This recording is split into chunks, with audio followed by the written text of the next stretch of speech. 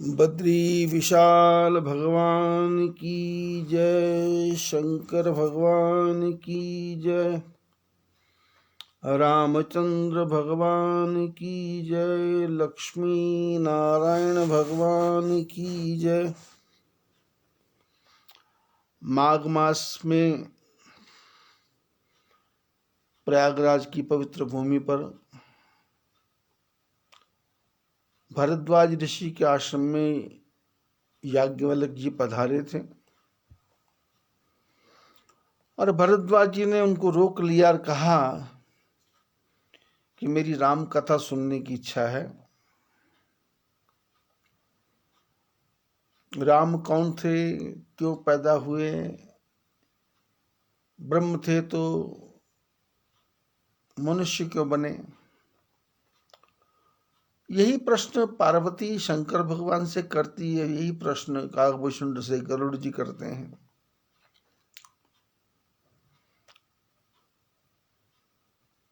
और शंकर भगवान ने राम कथा का जो निर्माण था उसको करके अपने हृदय में रख लिया था। पाई सुसमय शिवासन भाखा, उचित समय देख करके उस कथा को उन्होंने पार्वती जी को सुनाया। उसी कथा की चर्चा करते हैं। भरद्वाज जी याज्ञवल्क्य जी से प्रश्न करते हैं, कौन है राम? तो उसके इनके प्रश्नों का उत्तर देने के लिए याज्ञवल्क्य कहते हैं, ये राम जी के पैदा होने के अनेक कारण हैं। कभी तो जब धर्म की हानि होती है तो भगवान आते हैं, या लोग धर्म से हटने लग जाते हैं तो भगवान आते हैं, या फिर सृष्टि में संतुलन खराब हो जाए तो भगवान आते हैं, या अपने भक्तों का कल्याण करने के लिए भगवान आते हैं। वैसे तो परमात्मा के आने की कोई वजह या कारण नहीं दिखाई देता, क्योंकि वो परमात्मा चाहे तो ऊपर बैठे बैठे ही सब कुछ कर सकते हैं। क्योंकि वो बिनु पग चले ही सुने ही बिनु काना, कर बिनु कर्म करे ही विधि नाना, आनन रहित सकल रस भोगी, बिनु बाणी वक्ता बड़ जोगी।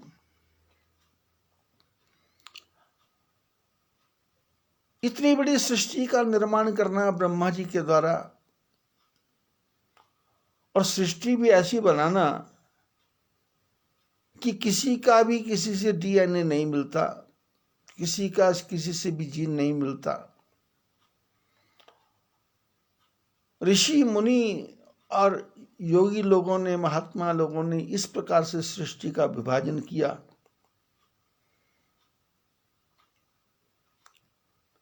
कि 3 गोत्र छोड़ के शादी करो, 5 गोत्र छोड़ के शादी करो, 10 गोत्र छोड़ के शादी करो। क्योंकि बहुत कम ऋषि हैं जिनके नाम पे हमारी ये चलता है। गोत्र क्या है बोले, कश्यप गोत्र है, कौशल गोत्र है, इस प्रकार ये गोत्र हैं। तो गोत्र के हिसाब से विवाह होता है। तो 7 गोत्र छोड़ के शादी करते थे पहले, 11 गोत्र छोड़ के शादी करते थे। ऐसा क्यों करते थे? इसलिए कि नजदीक के गोत्र में शादी करेंगे तो उस गोत्र में जो उसके जीन में या उसके डीएनए में जो बीमारियां हैं, वो सारी बीमारियां नए बच्चे में आ जाती हैं। और 7 गोत्र छोड़ के 10 गोत्र छोड़ के शादी करेंगे तो फिर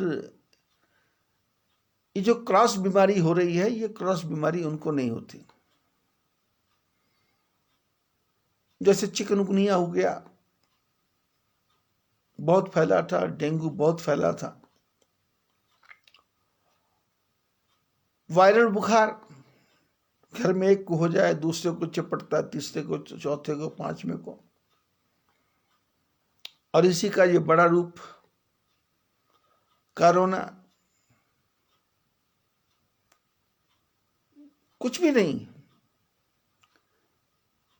ये बीमारियां जो दवाइयां बनी उन्होंने असर करना बंद कर दिया,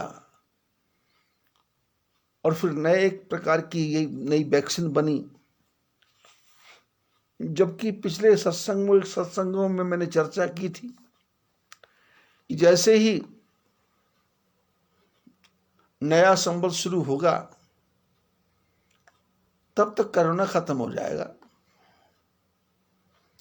और दिख रहा है कोरोना खत्म हो रहा है, धीरे धीरे संख्या कम हो रही है। लेकिन चर्चा ये चल रही है कि विवाह गोत्र छोड़ के क्यों करते हैं।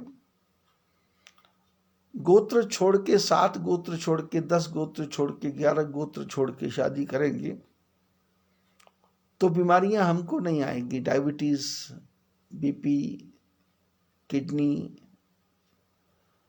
दिमाग में खून का थक्का जम जाना, नसें ब्लॉक हो जाना, सब बीमारियां नहीं होंगी। लेकिन अब क्या है कि समाज में इतनी इच्छाएं बढ़ गई हैं, स्वच्छंदता बढ़ गई है कि लड़की मिलना मुश्किल, लड़का मिलना मुश्किल। लड़की तो मिल रही, लड़का तो मिल रहा, लेकिन शादी की उम्र ज्यादा होने से लोग मामा के बच्चे से या बुआ के बच्चे से इस प्रकार से शादियां होने लग गई, और उसका परिणाम ये है कि बच्चे विकलांग पैदा हो रहे हैं, भयंकर बीमारी वाले पैदा हो रहे हैं।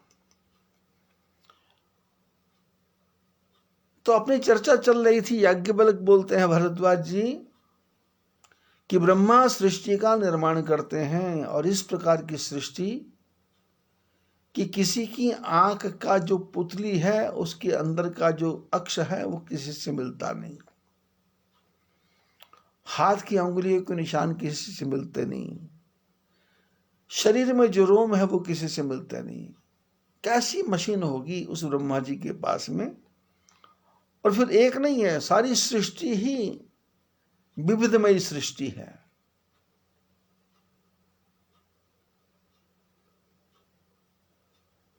गुण दोषमयी सृष्टि है, गुण भी भरे पड़े हैं, दोष भरे पड़े हैं। लेकिन जो आपको गुण लगते हैं वो दूसरे को दोष लगते हैं, जो दूसरे को दोष लगते हैं वो आपको गुण लगते हैं।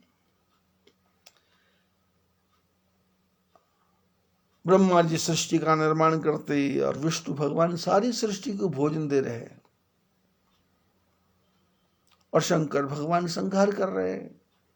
विष्णु भगवान कैसे भोजन दे रहे किसी को पता ही नहीं।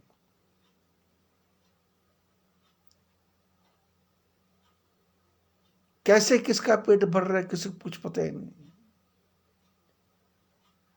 किसी को मुंह के रास्ते खाना दे रहे हैं तो किसी को शरीर में सुई लगा करके उसके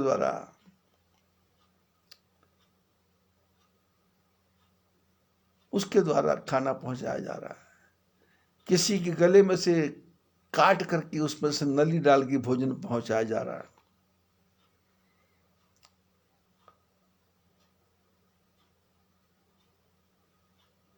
और विष्णु भगवान सबका पालन कर रहे हैं ऊपर बैठे बैठे, और शंकर भगवान सबका संहार कर रहे हैं। पर कैसे कर रहे हैं ये मरने वाला भी नहीं बताता,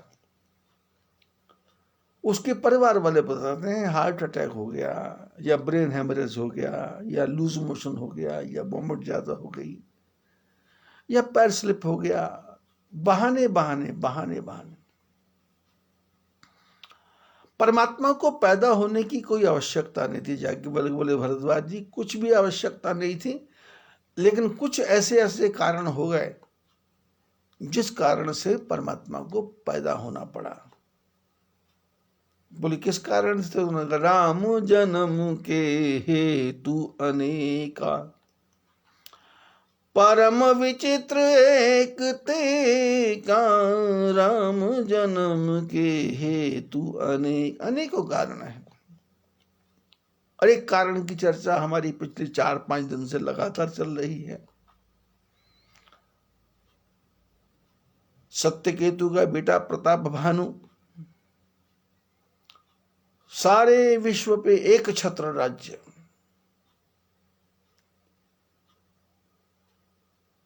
सारे राजाओं को परास्त करके, सबसे टैक्स वसूल करके सबको छोड़ दिया। यज्ञ किए, पूजा किया, पाठ किया। धर्मरुचि नाम का मंत्री साथ में है। छोटा भाई अरिमर्दन है। दुश्मन कोई बचा नहीं, साम्राज्य बढ़ गया। और एक दिन धर्मरुचि को साथ लेकर के, अरिमर्दन को साथ लेके, सेना को साथ ले जंगल में शिकार खेलने गए।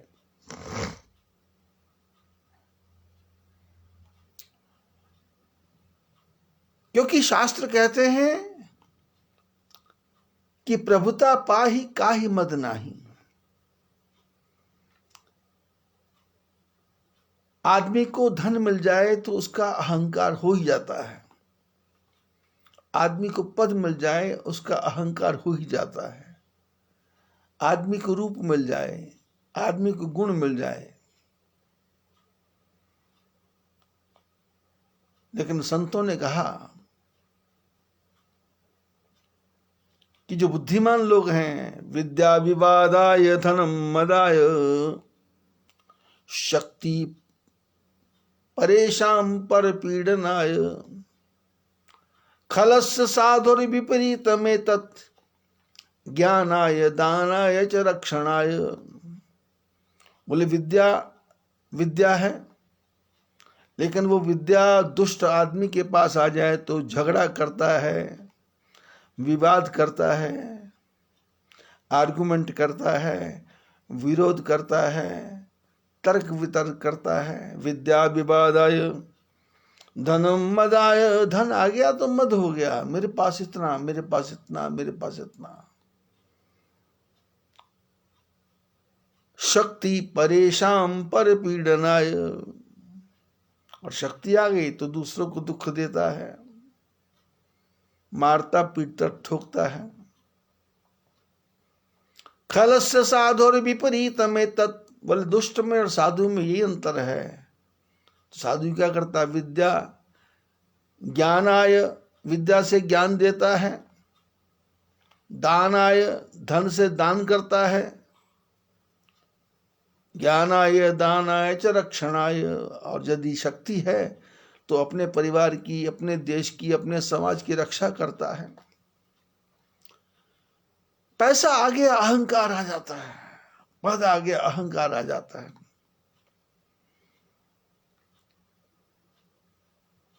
सनातन धर्म में एक बहुत अच्छे महापुरुष हुए जिनका नाम था नानक देव।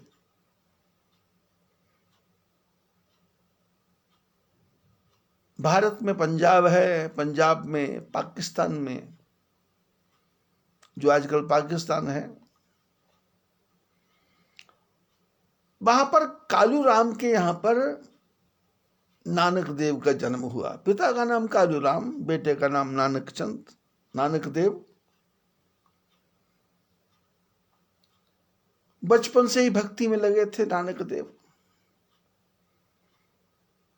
घर में मन लगता नहीं था, खेत में जाते थे तो खेत में लोग चिड़िया चुग रही हैं, तो उनका सिद्धांत था कि राम जी की चिड़िया, राम जी के खेत, खाओ मेरी चिड़ियों भर भर पेट। चिड़िया भी राम की है, खेत भी राम का है, खाओ पियो मौज लो, आनंद लो। पिताजी ने दुकान पे बिठा दिया। तो एक दिन कोई ग्राहक आया,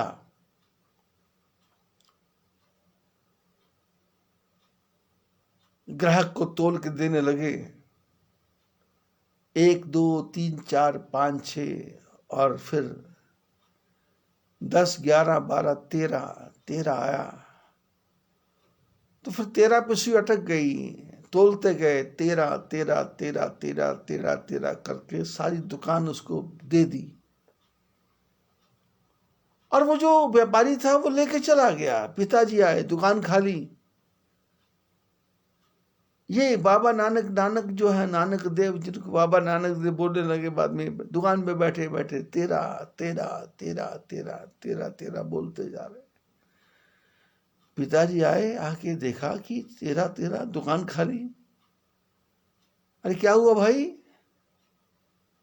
इन्होंने आंख खोली बाबा नानक ने, बोले तेरा तेरा। बोले तेरा तेरा क्या है? दुकान का सामान कहाँ? बोले सब चला गया। पैसा? बोले तेरा तेरा तेरा तेरा। और ऐसी लगन परमात्मा से तेरा तेरा करके लगी, फिर तो एक ही बात हो गई, दुकान भी झूठी, मकान भी झूठा, सतनाम, नाम ही सच्चा है। एक तू सच्चा तेरा नाम सच्चा, एक तू सच्चा तेरा नाम सच्चा, एक तू सच्चा तेरा नाम सच्चा, सतनाम सतनाम सतनाम।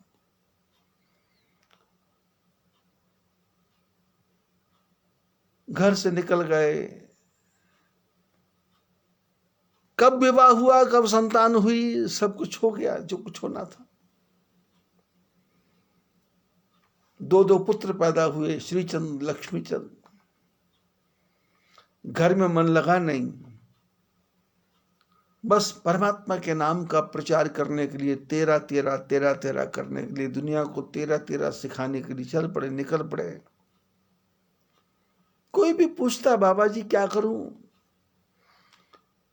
बोले दब के बा और बांट के खा। मैंने खूब मेहनत करके खेती कर, और जो खेती हो तो उसको बांट के खाना। दब के बा, खूब खेती कर और बांट के खा, सबको बांट बांट के खाओ। ऐसा प्रचार, ऐसा। और साथ में दो शिष्य हो गए, एक बाला एक मर्दाना। मर्दाना मुसलमान था। ऐसे तो मुसलमान कोई भी नहीं है, सभी सनातनी है, क्योंकि भगवान का सूर्य है तो उसकी रोशनी में जो रहेगा वो सनातनी, भगवान की धरती है तो उस पर जो भी रहेगा वो सनातनी, भगवान का पानी पी रहे हैं तो सनातन, सब सनातन है। लेकिन कहने को मर्दाना बाला साथ साथ चलते थे। एक बहुत दूर निकल गए, कोई गांव था, वहां जाके रहा। बाबा जी रहने लगे।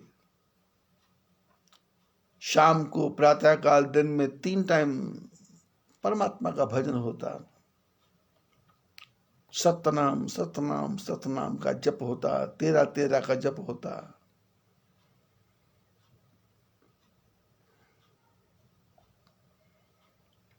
पंजाब में एक गाना गाते हैं, 10 मई की व्यापार बिचों खटिया, मोदी खाना तोल दिता तेरा तेरा करके। ओ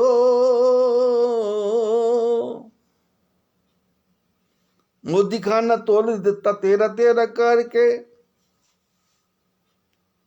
काटा बर मैनू भी याद जेनू किता बर्बाद, तन्ने जट ने शब्द तेरा रटिया, मैं की व्यापारी बिचों खटिया। पंजाब में गाना गाते हैं कि मैंने व्यापार में क्या कमाई की, सारी दुकान मोदी खाना, मैंने सारी दुकान तोल दी तेरा तेरा करके। घाटा पिता को भी याद है, घाटा गांव वालों को भी याद है, सब कुछ बर्बाद कर दिया। पर सब कुछ बर्बाद करके सब कुछ आबाद कर दिया बाबा नानक ने। बाबा नानक यहाँ जाते, साथ में बाला भी जाता, मर्दाना भी जाता। एक गांव में रुके और गांव वाले सब आते, सत्संग करते, बाबा जी को भोजन कराते। जंगल में बाबा जी की कुटिया बना दी गई, वहां रहने लगे थोड़ा, 1 महीना 2 महीना। और गांव के लोग बुलाते थे, जो बुलाते थे उनके यहाँ जाते थे बाबा जी भोजन करने, प्रसाद लेने के लिए। और हुआ ये कि यहाँ कुटिया थी, वहां से शहर में एक मकान दिखाई देता था, 3 मंजिल का मकान। पुराना जमाना था, 3 मंजिल का मकान कौन बनाता है? बड़े बड़े मकान होते थे, लेकिन 3 मंजिल का मकान, और उस मकान के ऊपर झंडे।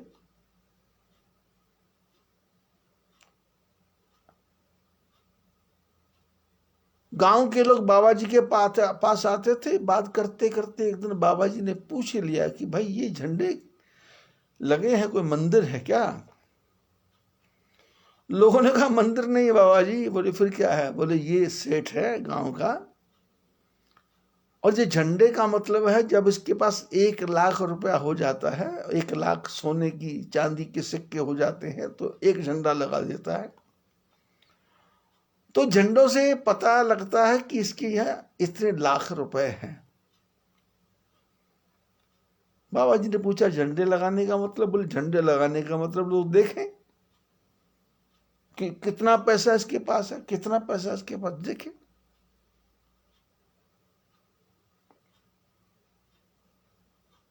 बात आई गई, खत्म हो गई। एक दिन इसी सेठ ने बाबा जी को बुलाया, आप मेरे यहां भोजन करने आए। ये तो कह के चला गया। बाबा जी ने बड़ मर्दाना ने नोट कर लिया कि इसके यहाँ जाना है। अब जिस दिन जाना था तो चर्चा हुई कि भाई सेठ ने बुलाया, इसका घर कौन सा? तो लोगों ने कहा वही वही वही जहाँ झंडे लगे वही घर उसका है। पूछने की जरूरत नहीं है, झंडे देखते देखते चले जाओ। बाला मर्दाना दोनों, बाबा नानक तीनों, सतनाम सतनाम सतनाम जी, सतनाम सतनाम सतनाम जी। श्री राम जय राम जय जय राम, श्री राम जय राम जय जय राम। राम राम श्याम श्याम करते करते राम राम शंकर व्यवहार। गुरबाणी में लिखा है राम राम शंकर व्यवहार, राम राम राम प्राण आधार, राम राम राम बिछुड़ न जाए, राम राम संग रिया समाए। संत जना मिल बोलो राम, सब ते निर्मल पूर्ण काम, सब ते ऊंच नाम परगास, निस्वासर जप नानक दास, निस्वासर जप नानक दास। बाबा नानक दुनिया को ज्ञान देते, राम राम शंकर व्यवहार। जो भी व्यवहार करना है राम के साथ करना है, राम ने राम के साथ, राम ने राम के साथ करना है। राम राम शंकर व्यवहार, राम राम राम प्राण आधार। हमारे प्राणों का आधार क्या है? राम राम राम, राम राम शंकर व्यवहार, राम राम राम प्राण आधार, राम राम संग रिया समाए, राम राम राम बिछुड़ ना जाए। बोले राम राम, राम के साथ ही समा के रहो और राम से कभी बिछुड़ना नहीं है। सब ते ऊंच नाम पर घास। बोले सबसे ऊंचा क्या है? बोले भगवान का नाम, उसका प्रकाश सबसे ऊंचा है। संत जना मिल बोलो राम। बोले संतो सब मिलजुल के राम राम बोलो। संत जना मिल बोलो राम।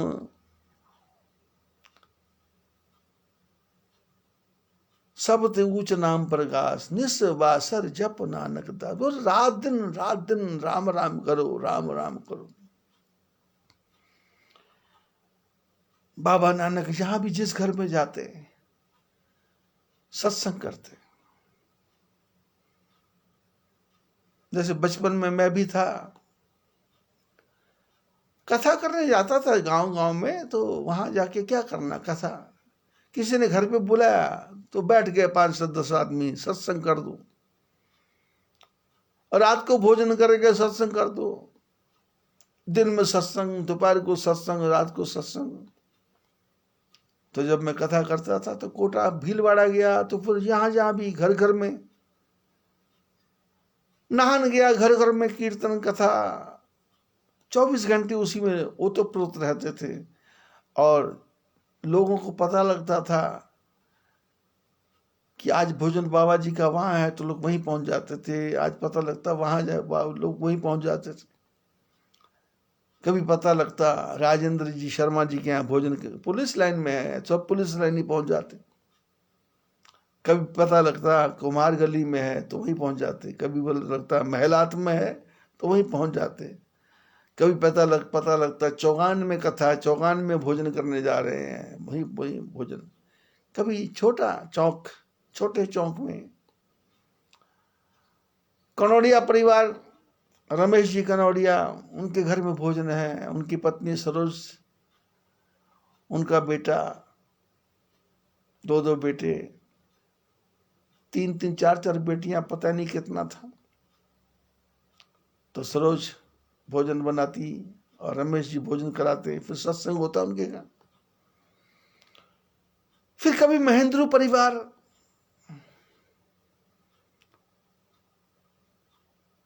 कभी बस स्टैंड, कभी चीड़ा वाली, नान में, गली गली में राम नाम के हीरे मोती मैं बिखराऊं गली गली, ले लो रे कोई राम का प्यारा शोर मचाऊं गली गली।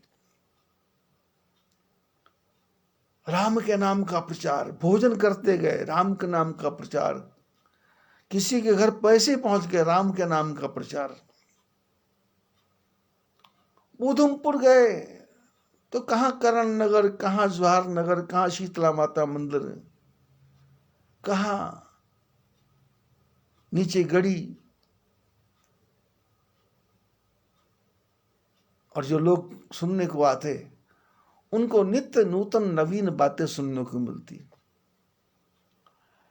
क्योंकि बचपन से संतों का संग किया, महापुरुषों का संग किया, संतों के साथ रहे, तो उनके द्वारा जो भी वचन आए उसको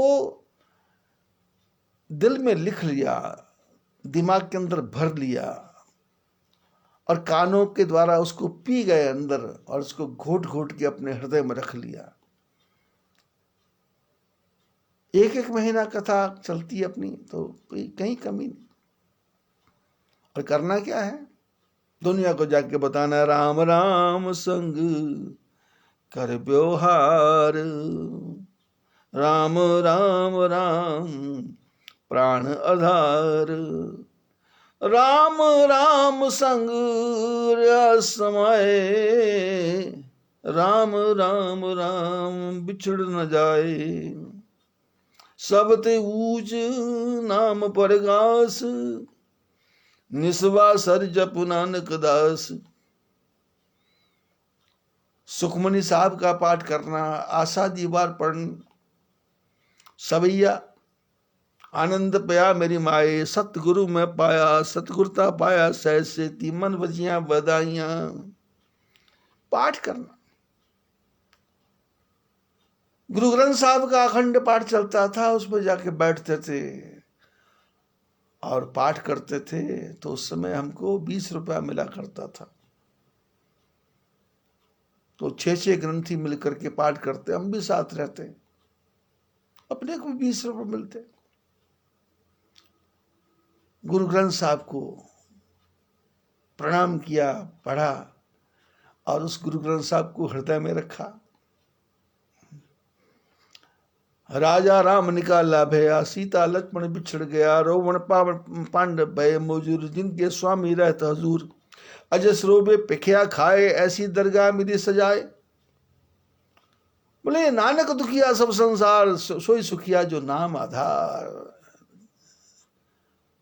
दुखिया सब संसार है, बोले नानक दुखिया सब संसार। ये शब्द कहाँ है? बोले शब्द है। बोले दुखिया कौन है? बोले राम दुखी, राजा राम निकाला भया, राजा को राम को वनवास दे दिया, सीता लक्ष्मण बिछड़ गया, सीता लक्ष्मण बिछड़ गए।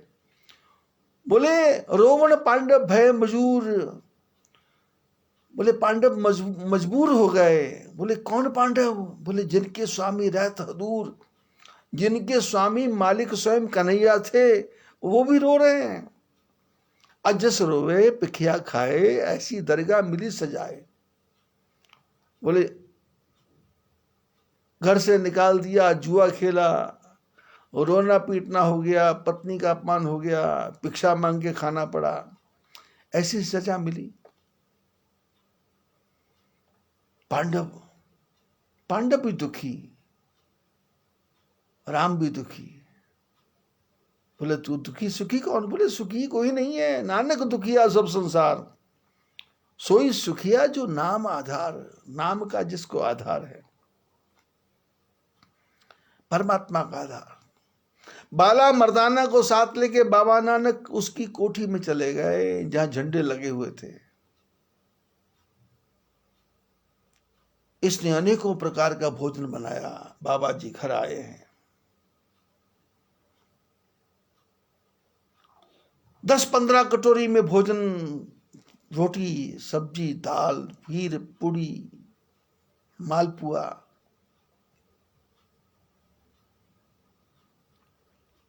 भोजन ला के रख दिया, 3 थाली रख दी। बाबा नानक भोजन करने लगे तो उसके पहले उन्होंने अपने जो कपड़ा था, ओढ़ रखा कपड़ा था, उसमें उन्होंने सुई लगा के लेके गए थे। सुई, कपड़ा सिलने वाली सुई। सेठ और उसकी धर्मपत्नी आगे बाबा जी के सामने बैठी, थोड़ा सत्संग हुआ भोजन करने से पहले। और भोजन शुरू करना था तो बाबा जी ने कहा, देख भाई, तुम्हारे पास तिजोरी है क्या? इसने कहा, जी आपके आशीर्वाद से बहुत तिजोरियां हैं। तो बोले फिर ऐसा करो, ये मेरे पास एक सुई है, इसको उस तिजोरी में रख लो, और देखो ऐसा करना, मेरे को अगले जन्म में इसको दे देना। बातें चल रही थी, ऐसे लहर में बातें चल रही थी। सेठ ने भी सुई पकड़ी। वैसे लोगों में एक धारणा है कि सुई को हाथ से नहीं पकड़ना चाहिए, सुई को जमीन पे रख देना चाहिए। सुई को हाथ में पकड़ते तो लोग बोलते हैं अपशकुन होता। अपशकुन नहीं होता, सुई की नोक चुभ जाएगी, इसलिए लोगों ने एक तरीका निकाला कि सुई के नीचे रखो तो सामने वाला उठाएगा, तो सुई को ढंग से पकड़ लेंगे।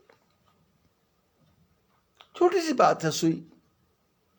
ज्ञान लेना है तो सुई को बोले हाथ में मत पकड़ाओ, सुई चुभ जाएगी, जमीन पे रख दो, उठा लेंगे। रामकृष्ण परमहंस के पास में जब पहली बार विवेकानंद गए,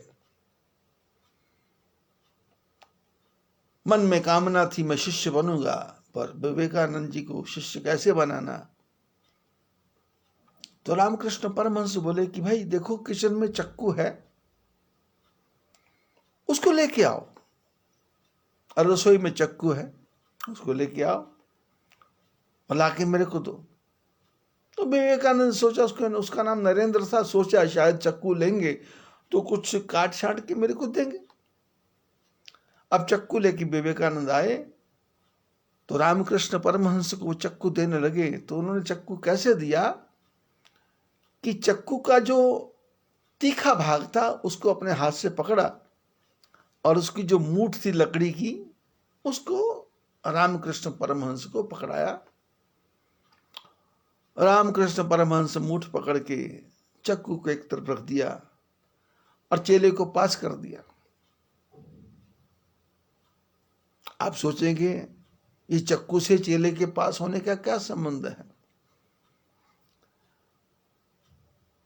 यदि चक्कू देते हैं तो वो मूठ पकड़ के देते हैं, उसको चक्कू पकड़ाते हैं तो आदमी हाथ से पकड़ लेता है। लेकिन अब नरेंद्र तो बचपन से ही मूर्धन्य थे, विद्वान थे, समझदार थे, तो उन्होंने कहा चक्कू से गुरुजी को चोट लगेगी, इसलिए चोट वाले हाथ से स्वयं पकड़ा और मूठ रामकृष्ण परमहंस को पकड़ा दी। पास हो गया। सुई से कोई अपशकुन नहीं है, पर सुई देंगे, छोटी सुई है, उंगली में लग जाएगी, हाथ में लग जाए, इसलिए नीचे रख दे। बाबा नानक ने सुई जमीन पर रख दी, इसने उठा के अपने जो कोट था, कोट के अंदर सुई को लगा दिया। बाबा जी ने कहा सुई रख लो संभाल के, अगले जन्म में दे देना। इसे रख ली।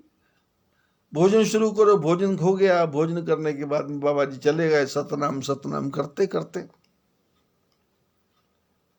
पति पत्नी दोनों बैठे, चर्चा हुई। महात्मा जी आए थे, कितनी अच्छी बातें बता के गए। अरे सेठ ने कहा, अरे वो सुई बाबा जी दे गए थे। तो पत्नी ने कहा बाबा जी सुई दे के गए थे, क्यों? हालांकि पता था कि सुई दे गए, पत्नी को पता था।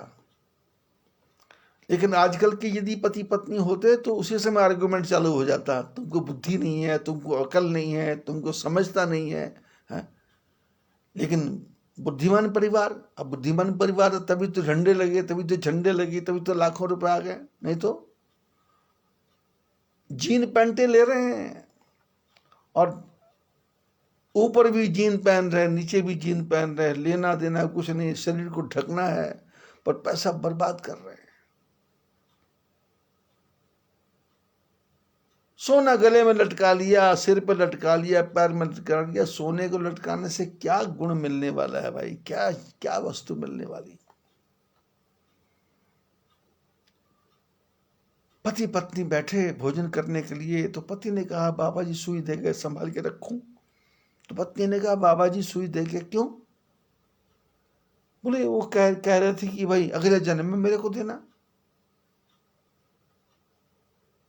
पत्नी ने कहा क्या बोला? बोले अगले जन्म में। तो पत्नी ने कहा अगले जन्म में सुई देंगे?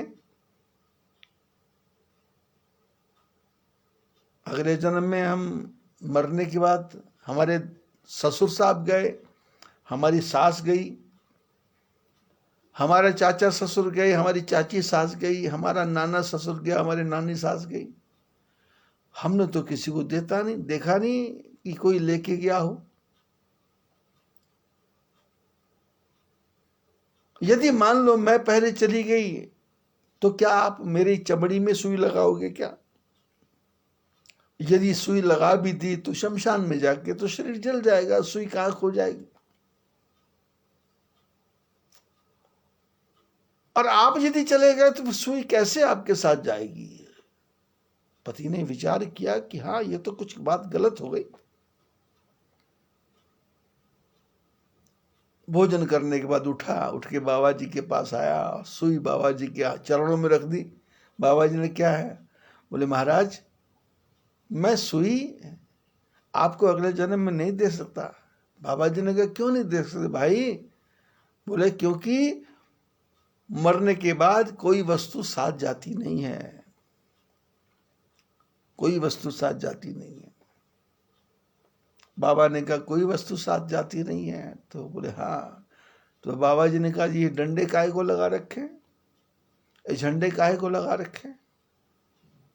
नेकी कर, अच्छे काम कर, नेकी तेरे साथ चलेगी बाबा, साथ यही एक बात चलेगी बाबा, संग न जाए तेरे संगी साथी, और न चलेंगे तेरे संग ये बाराती, एक यही बस बात चलेगी बाबा, नेकी तेरे साथ।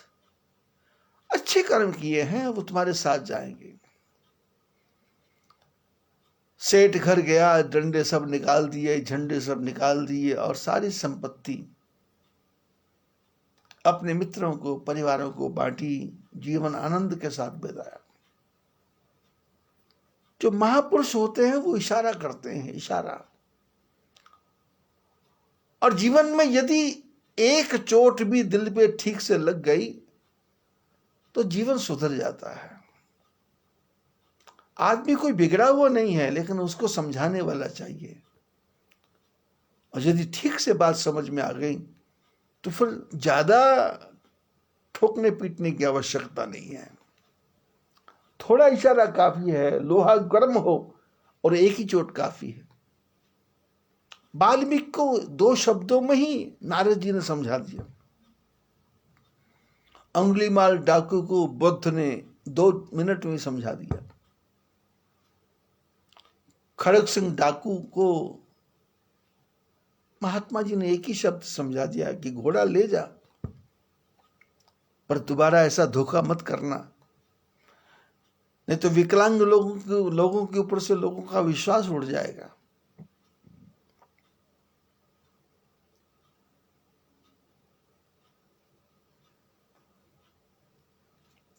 याज्ञवल्क्य कथा सुना रहे हैं भारद्वाज जी को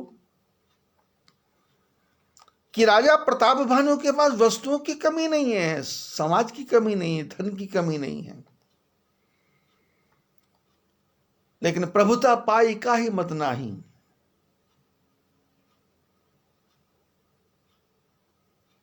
संपत्ति आ गई, धन आ गया, ऐश्वर्य आ गया, यश आ गया, मान आ गया, प्रतिष्ठा आ गई, तो आदमी भूल जाता है। यज्ञ किए, पूजा किया, पाठ किया, दान किया, दुनिया भर के कर्म किए और सबको जीत लिया, तो अब श्रृंखल हो गया। अब क्या करना है? बोले शिकार खेलेंगे। जो आदमी जीवन भर दूसरों की भलाई करता हो वो शिकार की तरफ जाएगा तो क्या है? विनाशकाली विपरीत बुद्धि। एक सुअर को देखा, उसके पीछे भाग पड़ा। अरे मृग होता, सिंह होता, भागने का पॉइंट भी बनता था, पर ये मृग, ये सुअर, गंदी वस्तु। लेकिन आदमी कहां गिरता है? गंदगी की तरफ ही जाता है। जंगल में भटक के ये महात्मा मिल गया जिसकी चर्चा हम कल कर रहे थे। और महात्मा भी कैसा, जो इसी से हारा राजा, वो जंगल में छुप के बैठा हुआ है और कैसा उसने ताना बाना बुना कि प्रताप भानु को अपने बस में कर लिया। और परिचय पूछा तो कहता मैं एक तनु हूं, जब से सृष्टि बनी है तब से मेरा दोबारा जन्म ही नहीं हुआ है। और बातें करते करते शब्द जाल में ऐसा फंसाया प्रताप भानु को कि सब कुछ होने के बाद में प्रताप भानु ने चरणों में प्रणाम करके कहा कि प्रभु मैंने झूठ बोला, मैंने आपको अपना नाम नहीं बताया। महात्मा ने कहा नाम बताने की आवश्यकता नहीं, हम सब जानते हैं तुम्हारा नाम प्रताप भानु है और तुम्हारे पिता का नाम सत्यकेतु था। देखी तात तब सहज सुधाई, प्रीति प्रतीति नीति निपुणाई। महात्मा जी ने कहा, जो नकली महात्मा है, गुरु प्रसाद सब जानियो राजा, कहिए ना आपन जानी अकाजा। बोले मैंने गुरु कृपा से सब कुछ जान लिया था, तुम्हारे बारे में गुरु कृपा से सब कुछ जान लिया था, लेकिन कि तुम जो हो ना, बहुत सीधे आदमी हो, बहुत भोले हो, तुम्हारे पास चालाकी नहीं है। कल मैंने चर्चा की थी ना ज्योतिषी कैसे करते हैं, शब्द जाल। देखी तात तब सहज सुधाई, तुम्हारा सहज जो सीधापना है उसको देख करके तुम्हारे अंदर प्रीति भी बहुत है, तुम्हारे अंदर विश्वास भी बहुत है और तुम नीति में बहुत ज्यादा निपुण हो। उपजी परी ममता मन मोरे, कहूं कथा निज पूछे तोरे। बोले तुम्हारी बातों से मेरे मन में ममता पैदा हो गई है, इसलिए मैंने तुम्हारे से बातें ऐसी इस प्रकार की बातें की हैं। अब प्रसन्न में संशय नहीं। महात्मा जी ने कहा मैं बहुत प्रसन्न हूं और कोई संशय नहीं है, मेरे मन में कोई संशय नहीं है। तुमने झूठ बोला, जो भी किया, अब झूठा आदमी था तो उसको झूठ अच्छा लगता है, छल कपट करने वाला तो छल कपट करता लगता अच्छा लगता है, दूसरों को धोखा देने वाले आदमी को दूसरा धोखेबाज मिल जाए तो अच्छा लगता है। अब चोर चोर मुसेरे भाई बन गए। अब ये नकली महात्मा क्या क्या शब्द बोलता है। अब प्रसन्न मैं संशय नाही, मांग जो भूप भाव मन माही। नकली महात्मा बोला कि राजन, तुमको जो अच्छा लगता है वो मेरे से मांग लो, मैं प्रसन्न हूं, मेरे मन में कोई संशय नहीं है। किसको बोल रहा है ये? मैंने जिसने सारे विश्व को जीत लिया है, जो एक छत्र राज्य करने वाला है। लेकिन आदमी जो है, मनुष्य, इसकी कामना बढ़ती जाती है, कामना पूरी होती नहीं है, और चाहिए और चाहिए और चाहिए और चाहिए। सब कुछ था, पर एक काम हो गया कि जब प्रताप भानु अपने राज्य में रहता था, धर्म रुचि साथ में था, धर्म में रुचि रखने वाला मंत्री था। लेकिन आज धर्म रुचि छूट गया। अब धर्म रुचि छूट गई तो सब काम छूट गए। मैंने कहा था ना, मत वाले, जो मत वाले हैं, नए नए मतों वाले, मत वाले, मैंने मस्ती में मस्त अलग है, मस्ती में पागल, मत वाले।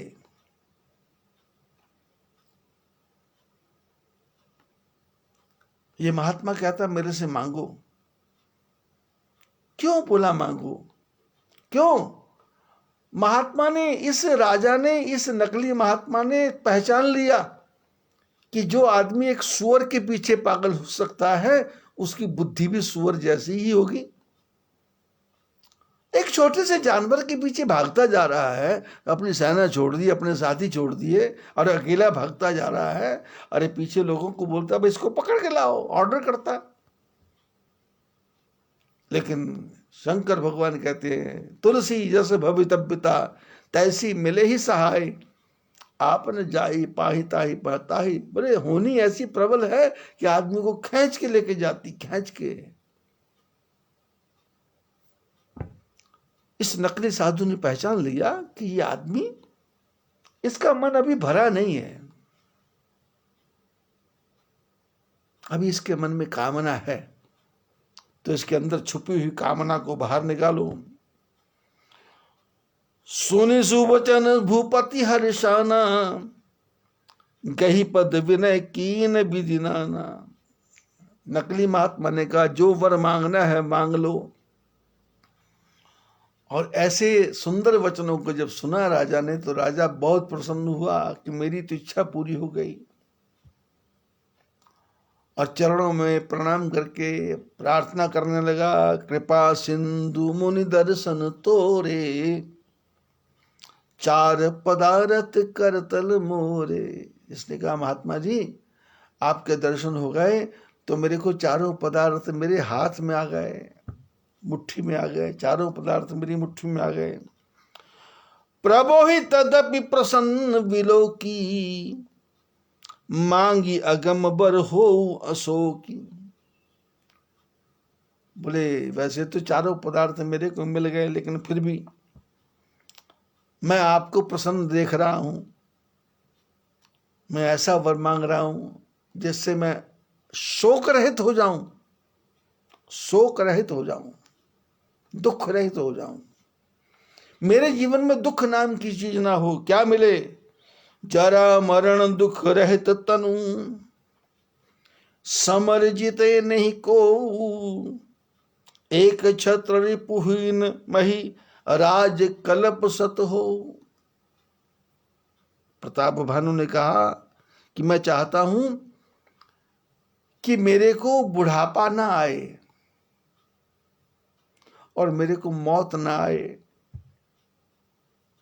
शरीर मेरा ऐसा हो जाए, मेरे को मौत ना आए, मेरे को बुढ़ापा ना आए,